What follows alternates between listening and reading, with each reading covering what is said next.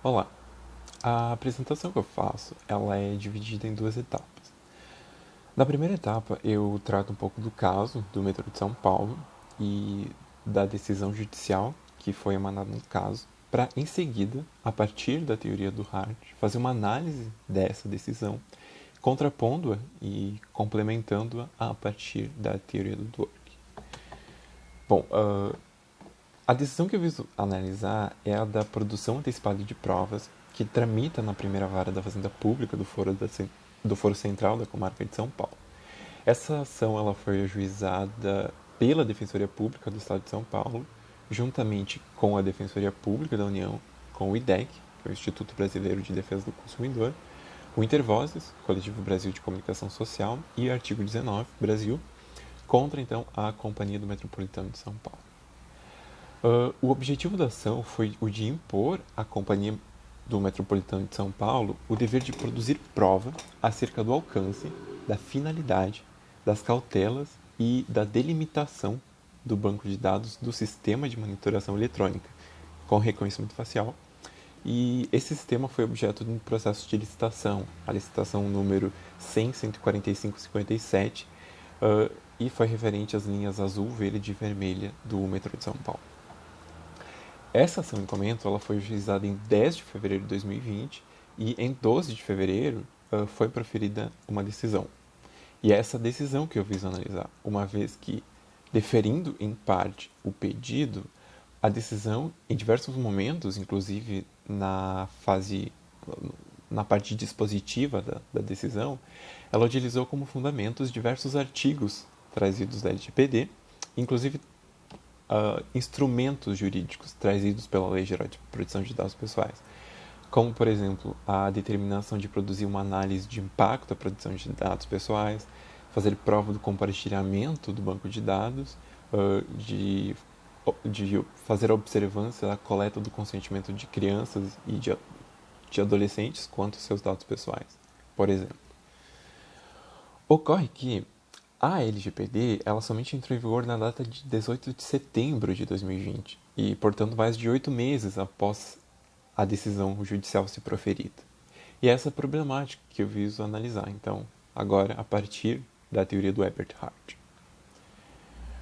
O Hart ele desenvolve parte da sua teoria a partir do conceito de obrigação jurídica, dizendo que, abre aspas, onde há direito, aí a conduta humana torna-se, em certo sentido, não facultativa,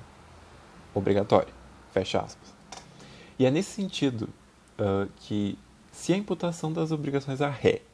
nessa produção antecipada de provas, teve como fundamento uma disposição jurídica, como pode essas obrigações serem impostas se ainda não havia uma legislação vigente? E, portanto, sem legislação, sem uma obrigação jurídica do ponto de vista legal. Para além disso, o Hart reconhece que existe um campo de textura aberta do direito, e como consequência, então, ele traz a existência de um poder discricionário.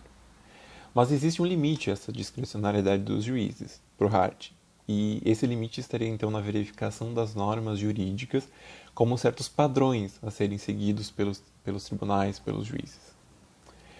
Por outro lado, para o Dworkin, ao falar sobre a discricionariedade judicial, ele diz que quando o Hart se refere a esse poder discricionário, ele está se referindo ao do tipo forte.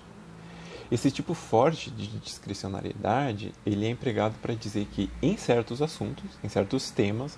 por não haver uma ordem que dirige a decisão que vai ser tomada pelo magistrado, não haveria limitações advindas de qualquer padrão proveniente de uma autoridade, o que daria então a essa autoridade uma grande margem de escolha para tomar a decisão. Mas isso chega a ser, de certo modo, paradoxal do ponto de vista da teoria do Hart, porque se a discricionariedade ela é utilizada em uma situação em que não há previsão legal, onde não há direito, como não pode, então, a magistrada do caso, utilizando a discricionariedade, aplicar uma norma sem eficácia, em tese não passando no teste do reconhecimento, porque ainda não era válida no momento da aplicação, para imputar obrigações jurídicas, considerando, então, que a norma estava em período de vacatio legis, ela não estava produzindo efeitos e, portanto, ela não poderia criar uma obrigação jurídica. E é justamente essa questão que o Dworkin acredita ser o ponto fraco, a espécie de calcanhar de Aquiles da doutrina do poder discricionário, principalmente do Hart. Ele acreditar, de certo modo, que os casos jurídicos controversos eles são resolvidos com poder discricionário em sentido forte, ou seja, ilimitado em face dos parâmetros de direito, daquilo que é direito, seria afirmar que uma decisão que é tomada por uma autoridade, ela, em uma situação de dúvida, é uma decisão que ela até pode ser criticada, mas ela nunca pode ser considerada uma situação, uma decisão equivocada, juridicamente falando. Mais do que isso, a existência da discricionariedade judicial,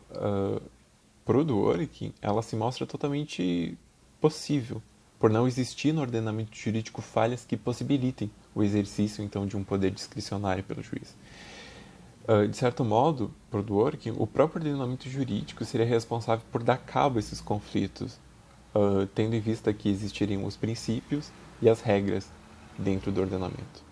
E assim, as respostas corretas diante de um caso difícil surgiria dentro de um contexto interpretativo, no qual os princípios eles são arguidos de forma adequada, exceção à historicidade, à organicidade, quem sabe até o melhor interesse das partes. E é por isso que a decisão, se por um lado, do ponto de vista da teoria hartiana, ela se mostra incompatível e até mesmo paradoxal, por outro lado, a partir do Dworkin, é possível analisar a decisão, ou pelo menos a falha que a decisão toma, ao utilizar como fundamento uma norma que ainda não produzia efeito, que ainda estava em período de vacatio legis, e imputar obrigações jurídicas à ré com base nessa norma.